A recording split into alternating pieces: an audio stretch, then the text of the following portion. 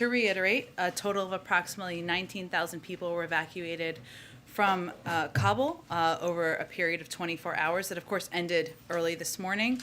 This is the result of 42 U.S. military flights, which carried approximately 11,200 evacuees, and 48 coalition flights, which carried 7,800 people, for a total of 90 flights out of Kabul, which, if I get my math right, that's approximately a flight every 39 minutes. I believe the Department of Defense gave that statistic. And just to reiterate, since August 14th, we've evacuated, the United States has evacuated and facilitated the evacuation of approximately 82,300 people on U.S. military and coalition flights as part of one of the largest airlifts in world history. Since the end of July, we have relocated approximately 88,000 people on U.S. military and coalition flights.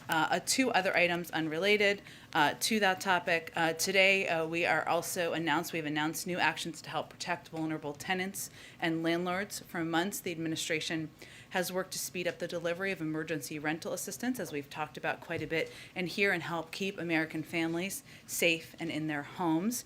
And as the President has made clear, no state or locality should delay in distributing resources that have been provided by Congress to meet families' critical needs, and we want to continue to take steps to make that easier.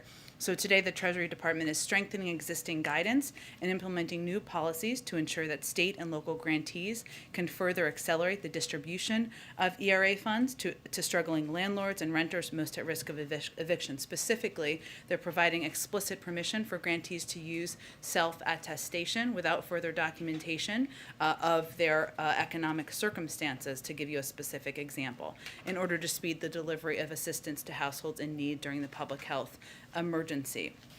There are also a number of steps that are being taken by USDA, HUD, the VA, and HHS, including USDA is working with owners of 400,000 rental units in USDA-backed properties to mitigate all evictions. HUD will ensure tenants in public housing first have the opportunity to access emergency rental assistance money before facing eviction, and HUD will extend the eviction notice period from 14 to 30 days during the COVID national emergency period.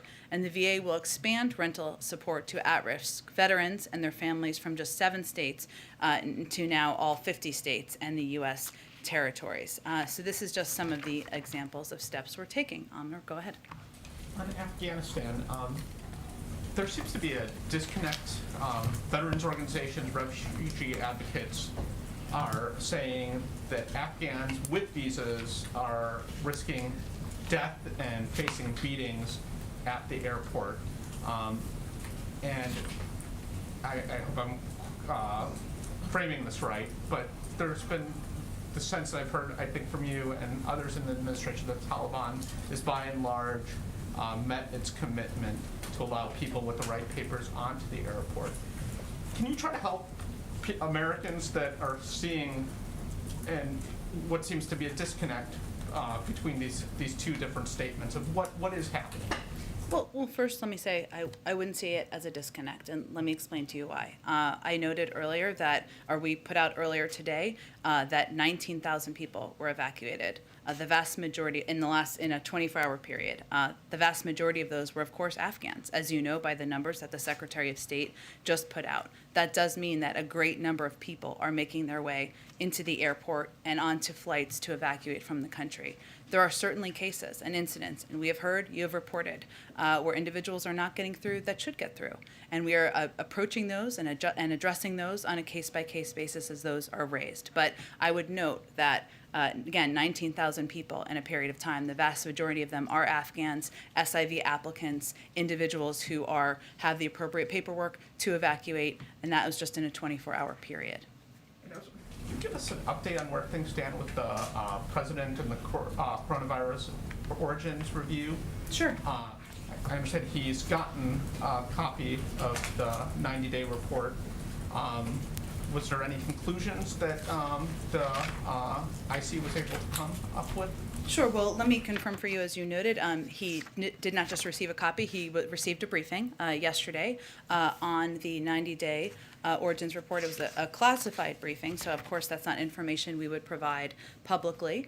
Because of the prioritization we've given to this and the importance of this information for the public, the intelligence community has been simultaneously working on an unclassified version of a summary version to provide publicly. I don't have a timeline for you on when that will be provided, but they've been working expeditiously to prepare that. And we have also been doing classified briefings. But until that unclassified version is available, I won't be able to provide any more details of the assessment. Without getting into details, the broad upshot of the report, is there a better understanding of what was the ultimate origin? Again, I can't obviously speak to a classified briefing.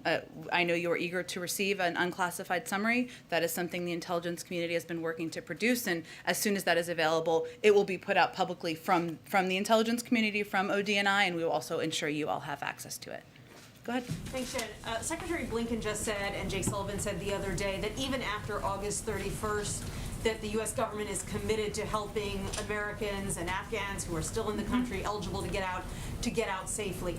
How do you do that if the military is gone? How do you safeguard these people and get them where they need to go without the U.S. military in the country? Well, I know, Nancy, as you mentioned, that the Secretary was asked that. He didn't go into detail for a reason, because we are currently having those discussions through diplomatic channels. But what he assured, I think, the public of, and I can reiterate from here, is that we are looking at a range of options for how we can continue to provide consular support, facilitate departures for those who wish to leave after August 31st. And our expectation, and the expectation of the international community, is that people who want to leave Afghanistan after the U.S. military depart should be able to do so. We're working on that. As soon as we have more to provide to all of you, and more information, we will do exactly that. And then based on the numbers that you've provided of Americans who have been evacuated, it sounds like there are at least 70,000 Afghans who have been evacuated. How do you possibly vet all of those people in a timely fashion when clearly the Customs and Border Patrol and the relevant officials must be completely overloaded? They are. And I will say this is a reflection of the fact that we have hundreds of employees of our intelligence community working 24 hours a day to do the vetting necessary and reviews necessary to move people into the United States. Now, I would remind you that there are a number of people, tens of thousands of people who are departing Afghanistan, who are going to third countries, lily pads as we've been calling them, and where additional vetting can take place, either because they've only proceeded through certain steps of the immigrant visa process, or because their vetting process has not yet been completed. I can give you a little bit more detail too on the vetting process if that is helpful. So the screening and security vetting is conducted by a combination of the intelligence, law enforcement, and counterterrorism professionals from across government. So the Department of Homeland Security, Department of Defense, the FBI, the State Department, the NCTC, the National Counterterrorism Center, and additional intelligence community partners. What they are doing are they're conducting screening and security vetting for all SIV applicants and other vulnerable Afghans before they are allowed into the United States. This includes reviews of both biographic and biometric data. And if an individual is not through that vetting process, they're not coming into the United States. And are there any estimates for how long it'll take to work through that backlog? Could these people be going through the system for months or years? You mean people who are in third countries? Well, what I will tell you is that it typically takes months to go through this process, and what this is a signal of is the fact that this is a top priority for the president and the intelligence community and the individuals who oversee this vetting process, who have massively expedited the process in order to move through the necessary steps, thorough steps, in order to process individuals and get them moving through the system. Go ahead. Thank you, Jen. At the tail end of the president's remarks today about cybersecurity, he was asked about Afghanistan, and he made a joke. I think Peter asked him that question. The other Peter did, and he made a joke. So what's so funny? Well, I think the question he was asked, if I remember correctly, was about when he will provide information about a decision on August 31st. I don't want to paraphrase the question if that was an inaccurate description of the question. To a lot of people watching. Of course, it's a very important question. And I think what he conveyed is that he has not, well, what I can convey from here, I should say, is that as he stated yesterday, And as the Secretary of State just stated, we're on track to complete our mission by August 31st. Obviously, there are discussions, and the President received a briefing just this morning. As I noted, he asked yesterday for contingency plans, and he received a briefing on them this morning. These are incredibly serious issues, and there are discussions that are happening internally. And I'd note that in addition to the contingency plans that he requested, he also, I will reiterate, as we stated yesterday, that this is all contingent on us achieving our objectives and the continued coordination with the Taliban. And the President has spoken, I would say, to this issue. Peter, as you know, you've attended a number of these multiple times over the last several days. And he has also highlighted the fact that we are closely watching, closely following the threats from ISIS-K, which he also received a briefing on this morning. And his remarks last night, he gave a lot of time to the domestic agenda. Does he think that the Build Back Better plan is as urgent and as time sensitive as this evacuation of Americans and Afghan friendlies from Kabul? Well, first of all, I think it's important to the American people who care deeply about whether they're going to have jobs, whether they're going to have child care, whether we are going to be able to compete with China and countries around the world, to understand that we have to do multiple things at the same time. That's exactly what any president of the United States has to do. And the next one, just as these negotiations about safe passage for Americans and SIV holders continue, why haven't we heard the president say the United States does not negotiate with terrorists? Is that still the U.S. policy?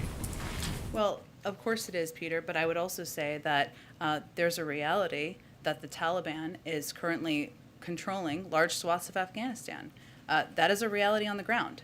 And right now our focus and our priority is getting American citizens evacuated and our Afghan partners evacuated. And I would say, given the numbers that we've outlined and briefed for you, that we've made a great deal of progress in doing exactly that. Okay, go ahead, Justin. Thanks. I had a couple, but actually to kind of follow up on the question that Peter just asked. Sure. You've talked about the coordination with the Taliban and that the president's obviously made this threat of a severe response if they disrupt the effort to get Americans out. But I'm wondering, has the U.S. offered the Taliban anything in terms of cash or supplies to help facilitate this coordination? No, this is not a quid pro quo. We have laid out clearly what our expectations are about moving American citizens and our Afghan partners, allies out of the country, and that's what we are working to deliver on. The Fed has their big meeting in Jackson Hole this week, or a virtual one pegged to that. I'm wondering if the president has spoken to Chairman Powell ahead of that meeting or met with him. No, I don't have any updates or previews or readouts of meetings or engagements with Chairman Powell. Go ahead. A question about lawmakers who traveled to Afghanistan. Sure. Was the White House aware of those members of Congress that traveled to Kabul? We were not aware when they were en route. No. What's the White House's reaction to that trip? Was it beneficial, or what's the White House's reaction?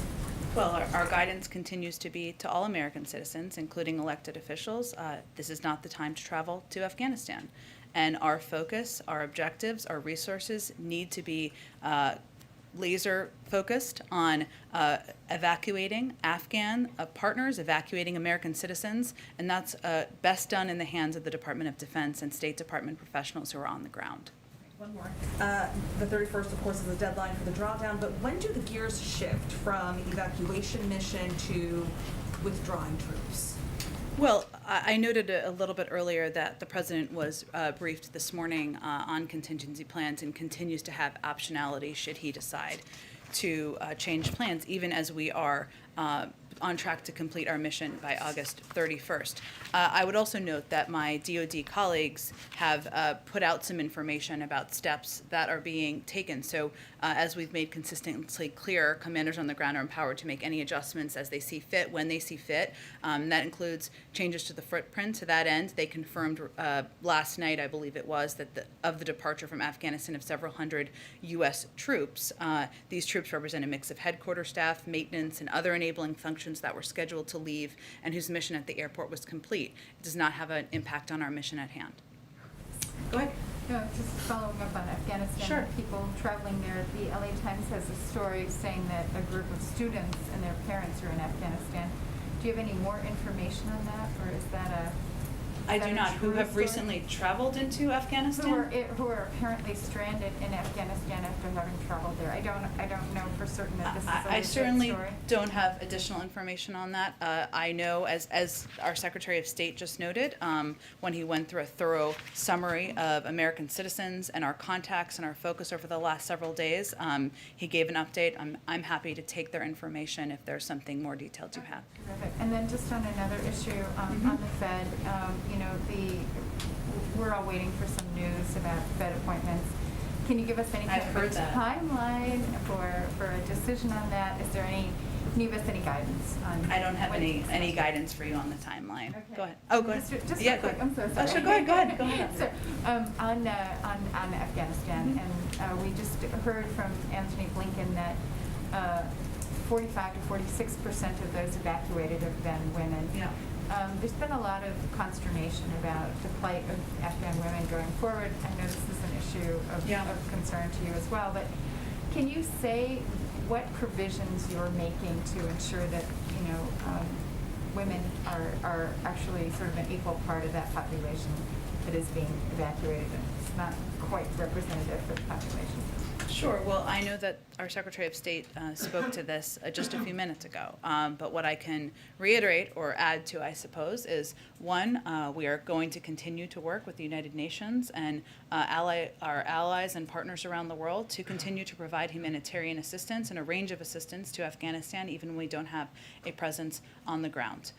There are also messages we've made clear to the Taliban, and I think that Secretary Blinken also reiterated this about what our expectations are and what the global community expects once we depart Afghanistan. I don't have additional details beyond that, but I will tell you that our commitment to the incredibly brave women and leaders and population in Afghanistan that has fought alongside us, that has bravely stood up, does not change, does not diminish, even after our military is departing from the ground. Yeah. Anthony Blinken today gave us numbers for the numbers of Americans that are believed to still be in Yeah. Afghanistan. But yesterday, during a briefing, we asked questions about how many Afghans and Americans have arrived in the United States. And we were And I unable to provided get those details on numbers. Americans yesterday. But not on the number of Afghans that have arrived at these military bases. Do you have a specific breakdown on the numbers of people Well, that first are I coming in? I know it's fluid. confirmed yesterday that it was 4,000 Americans who'd been evacuated. Obviously, that number increased, and the Secretary of State gave an updated number this morning. I would remind you that the U.S. military is overseeing the evacuation of individuals out of Afghanistan, and the State Department oversees the visa processing. Hence, the update was provided by the Secretary of State. During his briefing that he just gave, he also noted that he would work to provide additional numbers of Afghans. But I would note, since we provided a detailed number of Americans, and we have also provided on a day-to-day basis, twice a day, the numbers of people coming out, the vast majority of those are Afghans, by numbers. Go ahead. The Secretary gave us some specificity in terms of what the President may consider completing the mission or achieving objectives as it pertains to Americans. Do you guys have a specific threshold or number when it comes to Afghans about what would define completing the mission or your objectives by August 31st in terms of evacuations?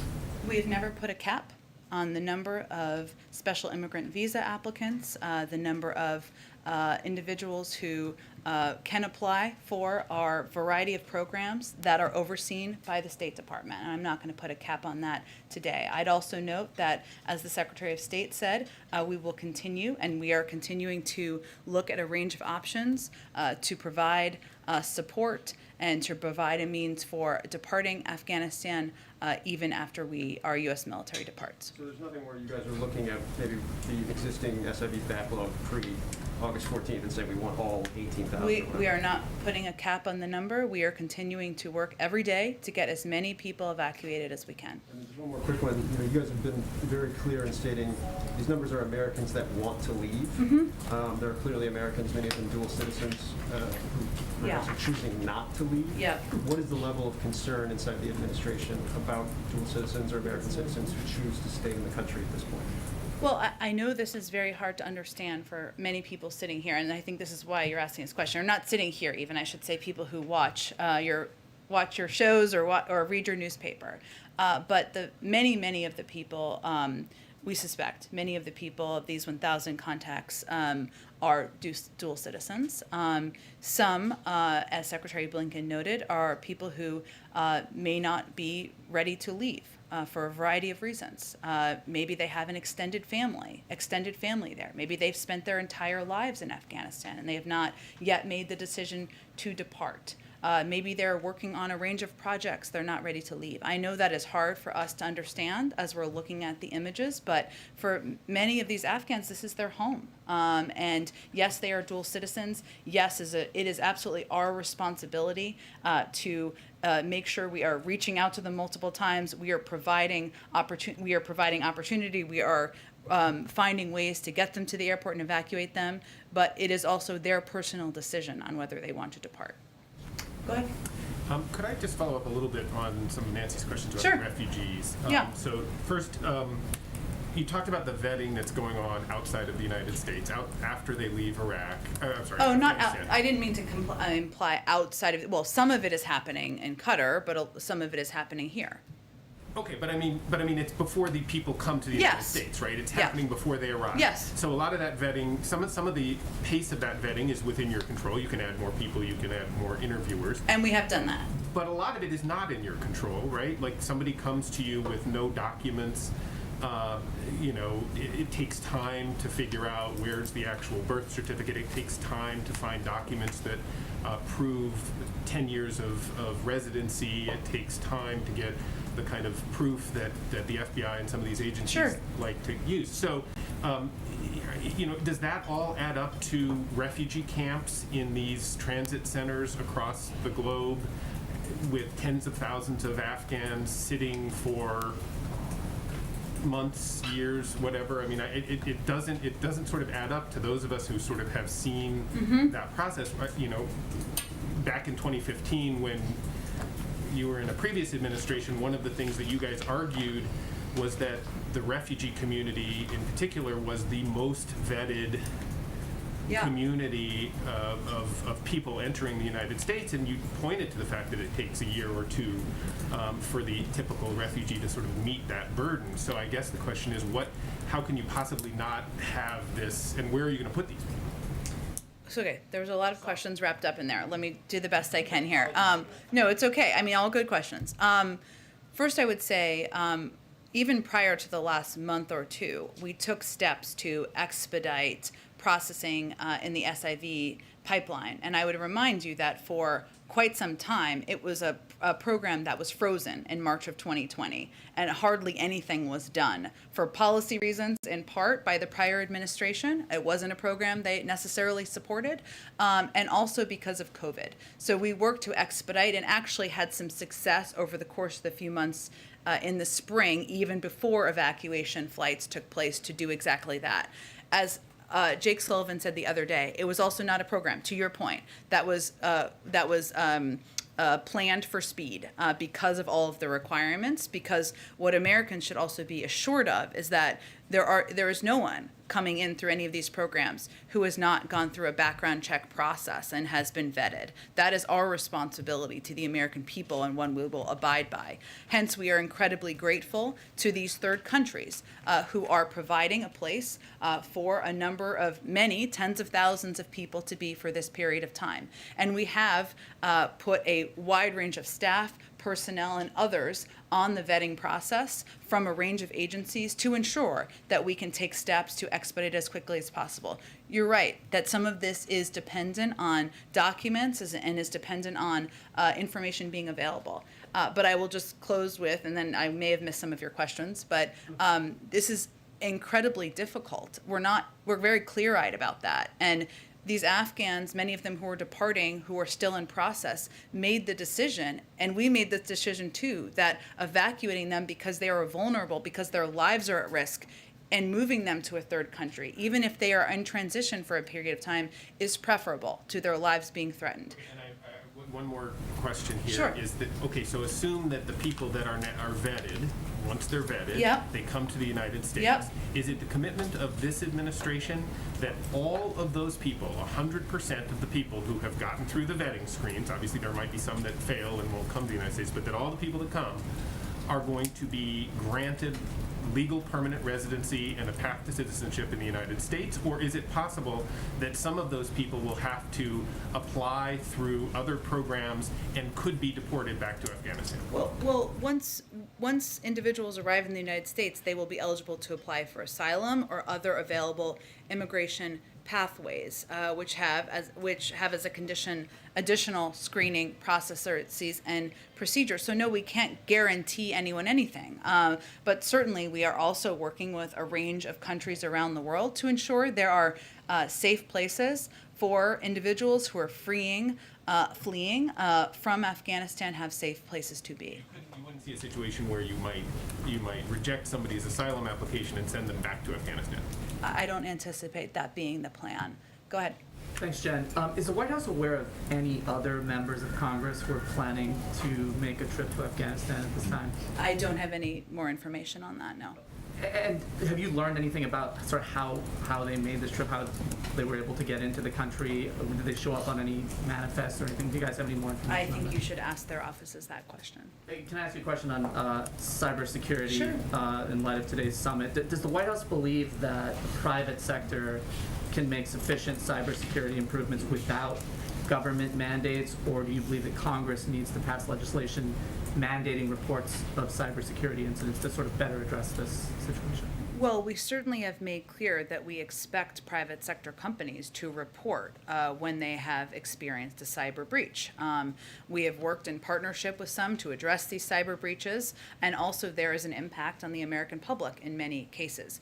There is congressional legislation that some are considering, and there are a range of options that could be taken by Congress, and we'll look at those as they move forward and if they move forward. But our view has long been that it is a combined responsibility of the federal government to put in place clear guidelines, clear best practices, and the private sector to take steps to harden their own cybersecurity. And one last question: has White House learned anything more about these possible cases of Havana syndrome in Vietnam? I don't have any more information, no. Go ahead. Not to belabor the point, I know that the Secretary of State talked about this, and I know that you've answered Sure. some questions on this, but I really just want to kind of drill down on how confident is the administration that all Americans who want to get out will be out by August 31st. I know that you've put out the contacts, you've been text messaging, all the messages and the contacts to people. Is there any concern that there could be people who have somehow fallen through the cracks, haven't been able to get in contact, and they want to get out? Like, how will the administration determine on August 31st or whatever day the military pulls out that all of the Americans who wanted to get out have been able to get out? Well, first, I think the reason the Secretary of State gave such a detailed overview is because it's not as simple as you've just laid it out. Certainly, there could be American citizens, dual citizens, individuals who may want to depart, who have not yet decided to depart by August 31st. We know that is a potential, and therefore we want to ensure we are looking at a range of options for how we can allow them to depart and enable them to depart after that date and time. It is also true that there may be individuals who we're not yet in contact with. They have not contacted us, and we want to leave optionality for that as well. But he also provided the specific information on the numbers to give you an understanding, all of you, everybody, an understanding that while we started with as many as 6,000, a population of as many as 6,000 Americans in Afghanistan, over the last 10 days alone, 4,500 of those Americans have been safely evacuated. In the last 24 hours, we've been in contact with approximately 500. So we're looking at a relatively small population. We all left, right? We also believe that there are individuals in that set of 1,000 who may not want to depart for a range of reasons, as we've also outlined. I would also note that a big factor on the president's mind, and the Secretary of State noted this as well, is the real threat of ISIS-K, which is the reason why, and the president again received a briefing on that, as he does regularly from his national security team. That is why we are concerned about numbers around the airport. That is why we are in direct contact through a range of means with individuals about how and when to come to the airport. And that is something we have to evaluate each day as well, because putting our servicemen and women at risk is something that weighs heavily on the president's mind. And a question on the Supreme Court Sure. decision, well, the Supreme Court basically kicking back on the remain in Mexico. What is the White House response to that? Well, I know the Department of Homeland Security put out a statement on this last evening, so let me reiterate some of those points. We respectfully disagree with the district court's decision, and we regret that the Supreme Court has declined to issue this stay. DHS has appealed the district court's order and will continue to vigorously challenge it. We are also, though, in the same vein, compelled by law to now proceed with means by which we abide by the ruling. Go ahead. Does that then mean that negotiations are now underway between the U.S. and Mexico on returning to the Migrant Protection Protocol? Well, the Department of State, DHS, with DHS support, is engaging in diplomatic discussions with the government of Mexico as part of our efforts to implement the court's order. And I would just note, I should have said this a little earlier, I mean, our point of view continues to be that this program was not implemented in a moral way. It was inefficient. It used resources by CBP resources. It led to a backlog in the system, and it is fundamentally a program we have opposed, but we are also abiding by a court order. Can I ask you a threshold question Sure. about the range of assistance that the U.S. is now promising to offer to Afghanistan after August 30th? Yep. You talk about consular services. Is it the president's expectation that the Taliban will continue to allow safe passage for Afghans to the airport after the U.S. leaves? It is again, this is part of an active discussion, and I understand certainly why you're asking the question, but we continue to believe that there will be there could be, I should say, American citizens. There could be Afghans who would be eligible for special immigrant visas, or would be individuals eligible for a range of our programs who would want to depart. That would require a means of departing, and that's what we're working through now. So if there's no guarantee yet from the Taliban to continue to allow safe passage for the people that the U.S. is hoping... Again, these are ongoing discussions, and that is our expectation and what we're working toward. Go ahead. A couple quick questions. Yesterday, the president and you, I think, said that he had asked the Pentagon and State Department for all contingency plans. Has he received all the contingency plans, or is there a full set that he's still waiting for more of? Yes, he received a briefing this morning. So he has received, in totality, all the contingency plans that they're providing. Okay. Again, this is an ongoing discussion, right? And as you well know, and the president has lengthy meetings, sometimes more than once a day, with his national security team. But yes, the contingency plans he requested, he received a briefing on this morning. Perfect. That helps. Earlier, we heard from the Secretary of State saying that there are as many as 1,500 Americans, by my math, who still want to get out, who are in Afghanistan right now. Is it possible that they could be evacuated before? Could these evacuations end before that date? Could it finish before August 31st? Well, it could, Peter. I think, and I would just note by the numbers, right? 4,500 Americans were evacuated over the last 10 days. That doesn't even count their family members, whether it's a spouse and children, or a combination. And that we've also been in contact with an additional 500. So it's actually more like a pool of 1,000 who we are reaching out to multiple times a day through multiple communication channels: phone, text, email, WhatsApp, etc. As I noted a little bit earlier, we also have an expectation that there are a number of these individuals, dual nationals, people who may have expansive extended family, who may not have made the decision to part at this point in time. And let me ask you, earlier one of my colleagues asked you, and you said you didn't want to provide a cap as it relates to Afghan allies, vulnerable Afghan allies who are still seeking to leave the country right now. Recognizing you don't want to provide a cap, can you provide us a baseline? What is the stated goal, as provided to the president, of the number you estimate it is at least as many as? So there's some context for these numbers of 80+ thousand people who have now been evacuated. That is similar to me in giving a cap. And there are people who are not yet through the process who may not count as an SIV applicant at this point in time, or may be eligible for a range of programs. Our objective, as you've seen by the numbers over the past several days, is to evacuate as many people as possible who qualify for any of these programs. I guess why can't the White House or the administration say what that stated goal is, even as a baseline, so people get a sense of what we're shooting for in this process? What's the harm in saying that? Because I don't think there's a benefit in giving a cap. That's not our objective. It gives context to when you say 80,000. 80,000 Well, is a lot, but is it out of how many? fair. I think important context, though, is that we've now evacuated, again, 88,000 people, 82,000 people on U.S. military and coalition flights. Just a week ago, some people were saying we couldn't do 50,000. We've done 82,000. And so just to put into context, again, that's a flight yesterday, every 39 minutes. That is thousands and thousands of people coming through the airport every single day, 19,000 people yesterday. I think these numbers do provide context, and we're going to continue to press every single day to get more people who are eligible out of the country. Of course, we don't know of those 80,000 how many are SIV eligible applicants, right? Some may just be those who wanted to evacuate the country, which is part of why I ask. Well, I think that what's important to note here is that the people we are prioritizing are American citizens, are SIV applicants, and others who might be eligible for a variety of programs. And in order to prevent a mass crowding at the airport, those are the people we are in direct contact with. And then let me ask lastly about the two congressmen who went over Sure. there. I know the statement you've put out about they shouldn't be doing this, that this was the wrong decision to be made. About the merits of what they said, though, having now returned. They said that because the evacuations started so late, there's no way the U.S. will be able to get all those necessary evacuees out, even by September 11th. What does the White House say to that criticism that those two lawmakers are saying based on their firsthand experience? Well, I would say first that we're on track to have the largest U.S. airlift in history, and I think that speaks for itself.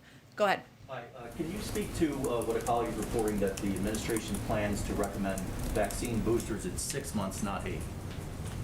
I have not seen that report, but I would note we just put out the guidance, the CDC just put out the guidance a couple of weeks ago or last week. It's all running together 2 weeks ago on 8 months, and if they update that guidance, it would certainly come directly from them. Do you know if is that under consideration? I would point you to the CDC. And then secondly, what is President Biden prepared to do to push the Chinese on the Wuhan lab investigation? There's been reporting that the Chinese are not being cooperative. They're pushing back at the U.S. on that. What is he prepared to do to free up more information on that? Well, I think it's well known they haven't been cooperative, right? Through your reporting, other reporting, and just the fact that they obviously have not in a publicly available way provided the data and the information that we have been requesting. In terms of an assessment of what steps we might take, I don't have anything to preview for you on that front. Go ahead. Thanks, Jen. I know you don't want to get into the details of the COVID origins report assessment. Yeah. I will be happy to when there is an unclassified summary for all of you. Right. But of course, the purpose of the 90-day review was to put a focus on this question. So if at the end of the question we don't have clarity or a smoking gun or high confidence, what's the next step? We'll talk about that once the summary is out in public. Just, go ahead. If you can update us on the White House role in responding to the crisis in Haiti. I know USAID and SEVCOM have given us updates, but what has the White House been doing? Yeah, this is something I think, as you know, and you've been following closely, we've been deeply engaged with and involved with under the leadership of our Samantha Power, who is the director of USAID. In terms of, are you looking for specific assistance and specific what we're getting to the ground? Let me get you updated numbers that we have provided as of today. I think the last information I have is about a day old, but it's an ongoing process. Go ahead. Thanks, Jen. I just wondered if you could give us a preview of the president's upcoming meeting with the Israeli Prime Minister, and if we can expect any announcements on the reopening of the Palestinian offices in Washington and the Consulate in Jerusalem, and if not, what's the status of those projects? Sure. I know we did a briefing call to provide a preview of that last night, or I believe yesterday at some point in time. I will say that the president's looking forward to welcoming the prime minister, who's already in town, as you know, having a variety of meetings today. We expect their conversation to be wide-ranging, to cover a range of topics of mutual interest, everything from COVID-19 and our efforts to address the global pandemic to regional security issues, which could include a range of topics, including security within Israel, as well as Iran and other issues of mutual concern. And I expect we'll have a readout once the meeting concludes of anything coming out of the meeting. Any decisions on these things to be announced, though? We'll have more to say once the meeting concludes. Go ahead. Thanks, Jen. To follow up on my colleague Stephanie's question, she asked about the gear shift that might be taking place over the next couple Sure. of days, and you talked about the contingency plans and optionality. Yeah. But can you say today when the last flight will leave in order to get the drawdown done by that deadline? I don't think that's information we're going to be providing publicly at any point in time. How would we know then? I mean, you're giving the updates on Once the it's data. complete, like, we'll you'll provide say, that to you. This is it. This is the last Sure. update we're going to give on the numbers. Well, again, we are in direct contact with people who are departing and evacuating from Afghanistan, whether they are SIVs, whether they are eligible for other programs, whether they are American citizens. Our objective is to provide, to do that in as safe a manner as possible with rising threats from ISIS-K. Again, DoD will provide operational updates as they did yesterday about moving military out, moving equipment out, et cetera. And as we've noted, that would be in advance of the 31st in terms of equipment that would need to move out. But I don't anticipate that we're going to give you an exact date or an exact time for security reasons. And then after it happens, though, you guys have been very good about giving data twice a day on these numbers. Is there going to be one of those updates that will say, and that is it, that's the last evacuation flight? I'm sure we will make clear to all of you when it is the last flight, absolutely. Go ahead. I think NBC has announced it's doing an interview tomorrow with the Capitol officer who shot Ashley Babbitt. Do you have any concern for his safety, having his name disclosed like that, or any reaction to the announcement? I had not seen that report of NBC's planned interview, so I don't really have an immediate reaction to it. Go ahead. Yes, Jen. What is the reaction of the administration to private contractors now selling seats for thousands of dollars on charter flights out of Kabul? Well, we are evacuating people free of cost because that is the right step to take, and certainly we wouldn't be supportive of profiting off of people who are desperate to get out of a country. Go ahead. Thank you, Jen. I have a question on Afghanistan and then about a criminal justice matter. Sure. On Afghanistan, one of the real villains of the Taliban takeover has been former Afghan President Ashraf Ghani. President Biden has faulted him for not fostering national unity and not putting up much of a fight against the Taliban. There are reports that he fled the country with millions of dollars in cash, and members of Congress are asking the Biden administration for answers on whether that is indeed true. Does the U.S. government know if Ghani fled to Dubai with millions in cash, and will there be efforts to bring him to justice if so? I don't have any more information on what former president did when he fled the country. You don't know that answer? I don't have any information. And on criminal justice, you said in response to a Zolan question recently that President Biden is exploring using clemency for nonviolent drug offenders. It's rare for presidents to use clemency their first year in office. Should we expect any grants of clemency this year in 2021? And does that mean that the president is working toward honoring his campaign pledge to free everyone in prison for marijuana? I don't have a timeline for you. I would just stand by what I said in response to Zolan's question about how he's considering clemency for nonviolent drug offenders. Go ahead. Thank you, Jen. Earlier this summer, the president had plans to take some downtime this August, and I was wondering if there was still any vacation time on the books or anything that we may have to be aware of. Not at this time. Go ahead. I wanted to ask a follow-up to something Stephen asked. Sure. Is the expectation that they'll be able to be diplomatic, sort of consular, embassy-style services after the 31st withdrawal for those who may still need it in Afghanistan? And if so, like, how would that work? I certainly understand the question, and it's a good question, and our Secretary of State answered a version of this. This is a discussion we're having right now to ensure that we look ahead to capabilities and capacities to evacuate individuals who want to depart after our military leaves. And then one other one on infrastructure. Is the president satisfied with the House holding off a vote until the end of September? And did the White House, the president, play a role in sort of this agreement between the Speaker's office and the group of Democrats that were threatening to hold up the larger reconciliation bill? Well, I would say first the president sees yesterday and the step forward yesterday as an enormous step forward for not only the legislation, but for the American people, because the pieces of legislation that move forward include an extension of the child tax credit, more housing assistance, a great deal of funding and support for addressing the climate crisis, and a great deal of tax credits for the American people and components that will lower costs for people across the country. He supports the process that Speaker Pelosi has laid out. Obviously, there's a lot on the agenda, and yesterday was a positive step forward in his view. Go ahead. Thank you. Jen, you've mentioned how the United States has been in touch with the Taliban, and because that's necessary because of the situation on the ground. I'm wondering, has the administration been in touch with Ahmad Massoud or any of the other anti-Taliban fighters there on the ground? What is the president's view of this? Does he expect that we will support some of these anti-Taliban fighters, or, as this 20-year war does come to a close, at this point, are they on their own? It's a great question. I'll have to talk to our team on the ground to see if there's any more specifics we can provide. And then I know you don't want to get ahead of the declassified report of the COVID origin, but is there any scenario where President Biden would be satisfied with an inconclusive result about the origin of the pandemic that killed so many Americans? I can assure you the president wants to get to the bottom of the root causes of COVID-19 that has, as you noted, has killed hundreds of thousands of Americans, and wishes that there had been more done earlier on to get to the bottom of it and to, of course, save more lives. Go ahead. Jen, I just wanted to follow up on Steve's question about the sort of for-profit effort. Yeah.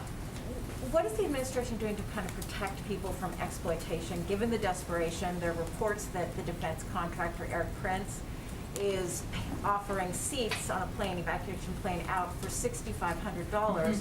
And some people in desperation are taking that, not knowing there might be an NGO option, and are, essentially this is exploitation. What is the administration doing to kind of protect people when they are so desperate? We are evacuating tens of thousands of people every day for free, and that's the focus that our military on the ground, our diplomats have on the ground.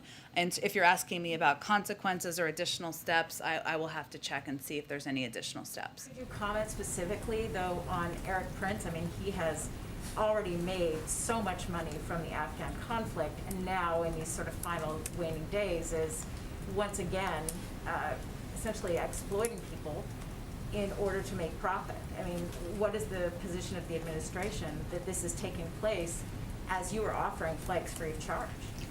I don't think any human being who has a heart and soul would support efforts to profit off of people's agony and pain as they're trying to depart a country and fearing for their lives. Go ahead. Jen, just to follow up on the rental assistance. Sure. What is the White House, or what is the administration's understanding for the delay of these billions of dollars not getting out? Is it at the state and local level, or is there red tape at the federal level, or is it a combination of that? Well, a great deal of it is at the state and local level. It is, though, one, I think a couple things that may be misunderstood, maybe not by you, but about the program, which is that the program is designed to be distributed over the course of 3 years. So we didn't anticipate that all of the funding would be out in the course of 9 months. It's not. We still think it should be faster. We also have a responsibility from the federal government, of course, to make this easier. There is not a system that has been set up to distribute this type of funding on a federal level. So even very well-meaning leaders in states and localities are figuring out how to break through the bureaucracy and get this money out. Some states need to do a better job of that. I will note that in the data that was released today, there are some interesting statistics, and this just shows you state to state where the differences are, right? So in Kentucky, the program has shown consistent growth, most recently assisting 65% more households in July than in June. That's a dramatic improvement, of course, in that state. And program administrators attribute the recent growth to Treasury guidance that allows for self-attestation for the application process. So we're going to continue to try to cut red tape from here, too, if it makes it easier for states. Texas attributes their leveling off to having fully addressed existing application backlogs. They've done a very good job at getting this money out to people who need it. And North Carolina, which was a state to slower to distribute assistance in prior months, saw notable increases this month as the investments they made in developing the program's infrastructure paid off. So point is, it's really different state to state. Certainly, as we've said, states and localities should not hesitate, should not delay in getting this money out, because this is how we can keep people in their homes, but we're also going to work from a federal level to cut red tape wherever we can. Go ahead. Going to be the one out of left field today, but okay. The vice president is going to be campaigning for Governor Newsom on her way back from Asia. Previously, President Biden expressed at least an interest in campaigning for him. Yeah. You know, with everything going on, I'm wondering if that's still on the table. And secondly, whether you all feel any sense that this recall is in some ways a referendum on Democratic policies, including handling of coronavirus amid this Delta surge. Well, I would say first I can confirm the president does still plan to go and campaign for Governor Newsom in California. I don't have a date for you at this point in time, but that is still certainly his plan, and I will leave the analysis on the roots of the recall to others. Go ahead. Go ahead, Shelby. Thanks. I have one question and then a quick clarification on something. Okay. So first, Blinken was really specific in giving numbers for Americans that actively want to get out of Afghanistan.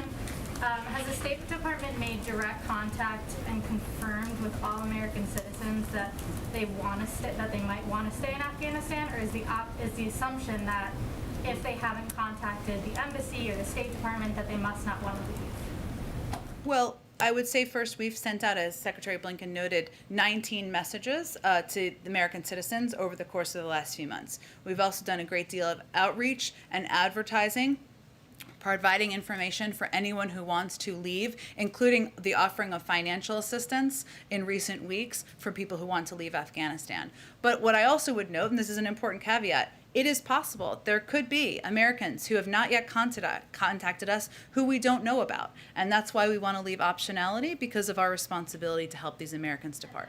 And then this is sort of my clarification. So earlier you said that the administration is looking at a range of options to get Americans out after the 31st, and then I believe you said that the president did receive the contingencies he had asked for. So I would put those in two different categories, because the contingency plans he requested would be should for optionality to stay longer than the 31st. That was something he asked for. I'm talking about beyond when the military leaves, for the option of allowing Americans to depart, or others who are eligible for programs. So is there currently a set contingency specifically for Americans left in the country after August 31st, or is that still being worked out? Okay, so I want to make sure I'm not confusing anyone. So the contingency plans the president requested was to have maximum optionality, given there are a range of factors, including the threat of ISIS-K, which is very much on his mind, and a threat to our U.S. men and women who are serving, including the need for the Taliban to continue to coordinate. That is about staying longer than the 31st. Those are the contingency plans. I also spoke to, and Secretary Blinken also spoke to, the fact that we are also looking for options post the departure of our military presence to allow for Americans and others who are eligible for programs to evacuate. That is something we're working through and having discussions about, and as we have more to update, we will provide that to you. But I would look at them as two separate things. Go ahead. Yeah, Jen, just one on coronavirus. Thanks. Sure. The EU, is voting tomorrow to reimpose sanctions on incoming U.S. citizens. Is the president in contact with his contemporaries about that decision? And what does this mean for our own timeline for lifting travel restrictions on imposing sanctions? Imposing coronavirus travel I was like, restrictions. that's concerning. Okay. cases per 100,000 over their threshold for foreign travel? I would say we are in touch through working groups and through a range of channels at the diplomatic level and through our health team with Europeans and others about travel restrictions. We have no updates on the timeline? I don't have any updates on the timeline, no. Okay, thanks everyone. Have a